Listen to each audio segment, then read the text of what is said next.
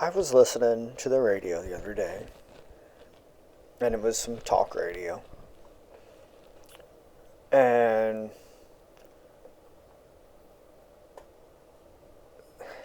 there were several men talking about how the military is weak now.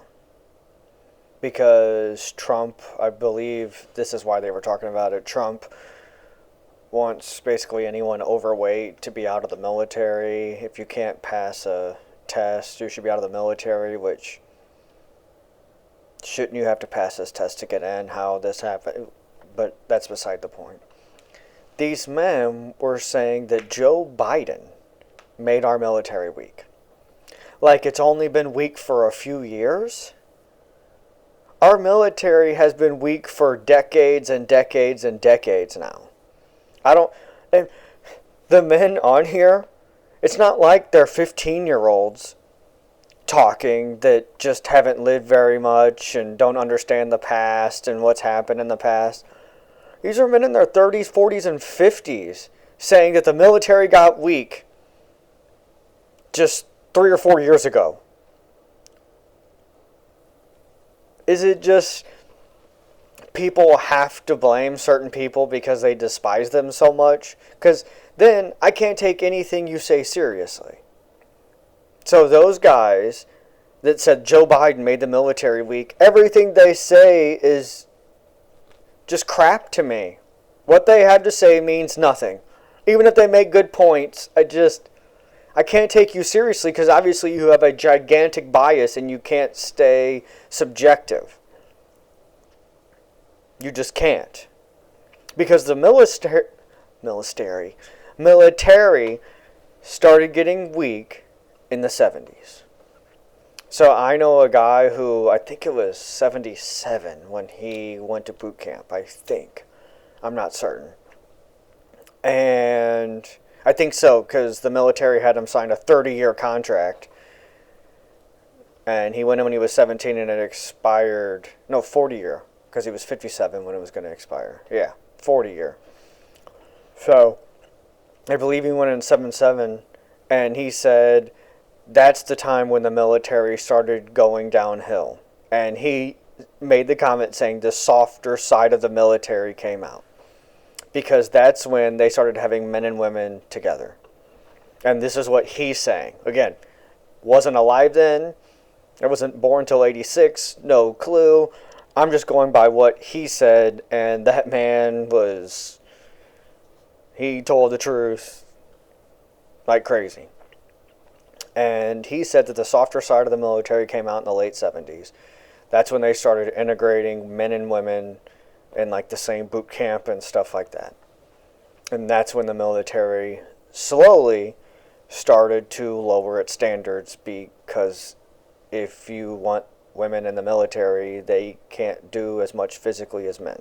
It's just, that's not me being sexist, that's simply biology. Sorry if that offends you or you get angry saying that women can't do what men can do. That's why there's men and women's sports. There would just be basketball if men and women were the same. So, on the radio, these men talking like Joe Biden made the military weak, and it's his standards that made fat people get in. They started this process decades ago. Because in the 70s, that's when feminism was coming out. That's when the transgenderism stuff was coming out. Homosexuality. That's when all the books were being written. That's when people were trying to push it and stuff like that. Was the 70s. That's when what's going on right now, the 70s is when it started technically. With the free love and everything, that's when it started. And everybody thinks like, oh, if it happened after 2000, it didn't happen. Or before 2000, it didn't happen. It boggles my mind how people just act like there is no past. That what's happened in the past decade or two, that's all. That's it. And they act like if they had an idea that somebody had before that. It's my original idea. So I like First Things First. It's a TV show on FS1. And Kevin Wildes always talks about defense wins championships, iron sharpens iron, that he came up with those, and obviously he's joking.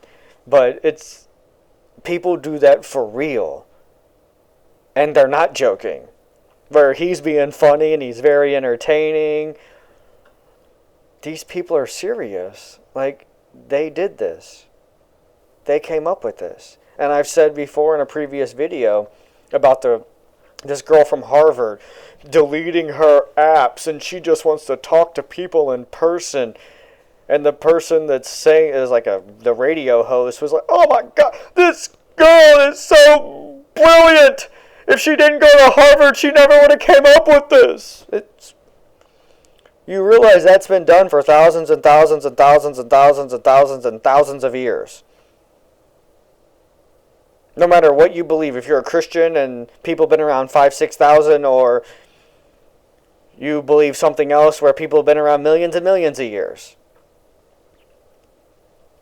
It's only been recently that we started getting these stupid apps and this stupid social media that allowed you to talk to people online. The internet is a relatively new thing if you want to talk about like how long people have been around. It's a very, very, very, very recent concept. Planes, very, very, very recent concept compared to how long people have been around. So I don't understand why everybody acts like the past didn't happen. If you forget the past, you're doomed to repeat it. Like when they took down the southern statues of the generals and stuff, and I didn't want to take them down. Not to glorify those people, but to never forget the past. Because it's like people want to erase the past, so do people want slavery again?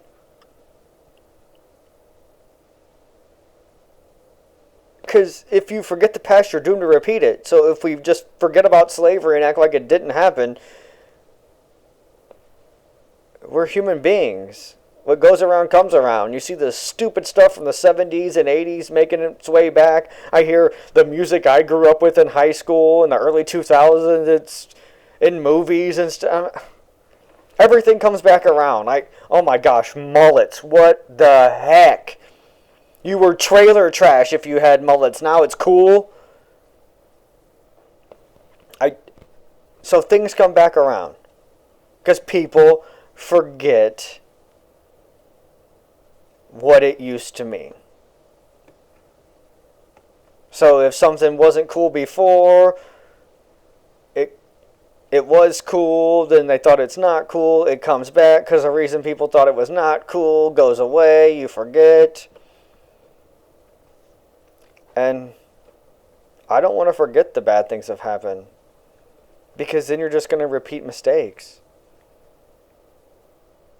And obviously no one's perfect, but to get as close as you can to perfection, you can't make the same mistake twice. If you don't make the same mistake twice in your lifetime, by the end of it, you can be an amazing person. And that's my goal. I fail constantly. But to not make the same mistake twice. Like I made a video going on a rant, public service announcement about driving and stuff like that. And I was going to talk about this in a different video, but it's amazing how taking everything in life as an opportunity. So,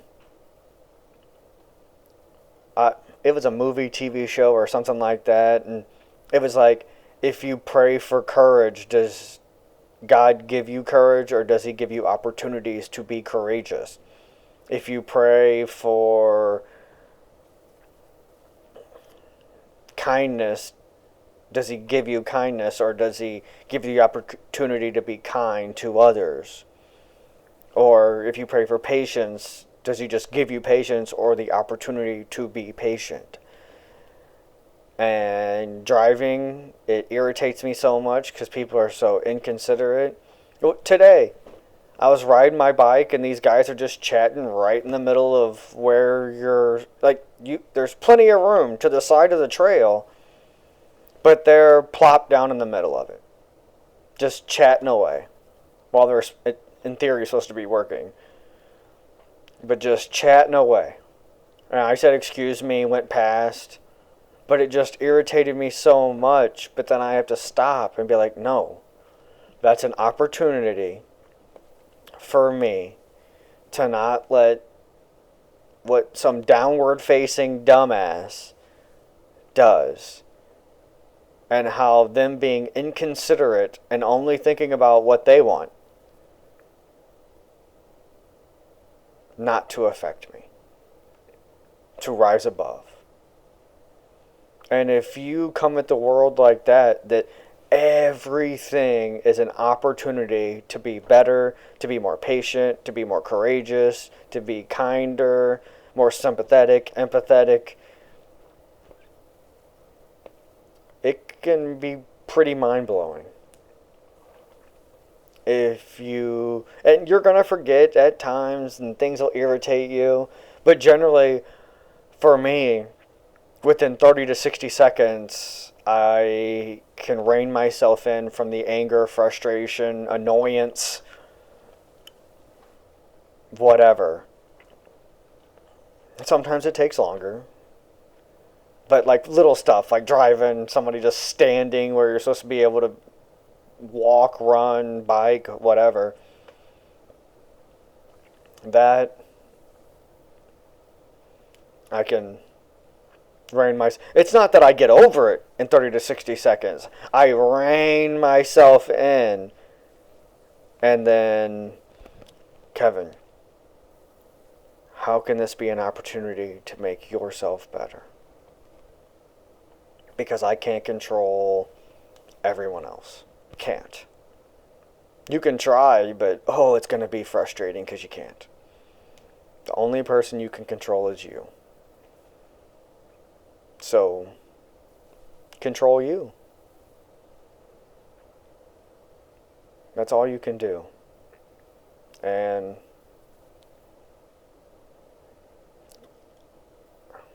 how I truly believe that you can control yourself is to give yourself to a higher power, which is the Lord Jesus Christ.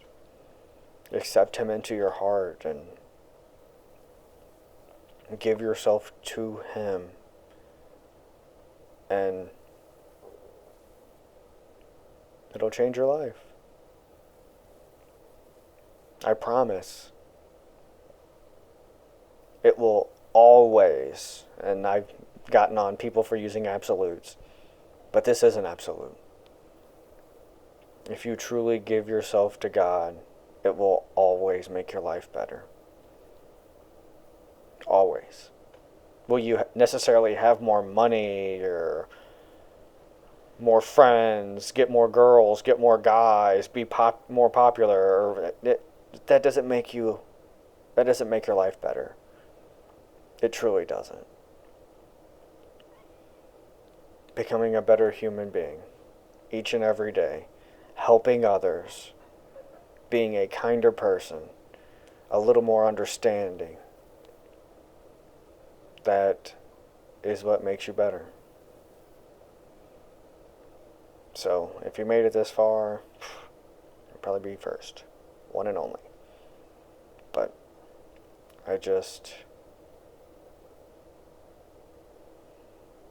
be the best version of you that you possibly can be. And most other things will fall into place for you.